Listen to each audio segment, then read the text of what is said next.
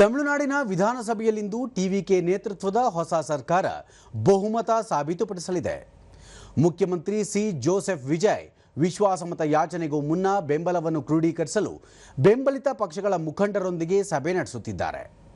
ಮಿತ್ರ ಪಕ್ಷಗಳ ಬೆಂಬಲದ ಜೊತೆಗೆ ಟಿವಿಕೆ ಸರ್ಕಾರ ಎಐಎಡಿಎಂಕೆಯ ಬೇರ್ಪಟ್ಟ ಬಣ ಮತ್ತು ಅಮ್ಮ ಮಕ್ಕಳ್ ಮುನ್ನೇತ್ರ ಕಳಗಂನ ಏಕೈಕ ಶಾಸಕ ಎಸ್ ಕಾಮರಾಜ್ ಅವರ ಬೆಂಬಲವನ್ನು ಪಡೆದುಕೊಂಡಿದೆ. ಟಿವಿಕೆಗೆ ಈಗ ವಿಧಾನಸಭೆಯಲ್ಲಿ ಸುಮಾರು 150 ಶಾಸಕರ ಬೆಂಬಲವಿದೆ.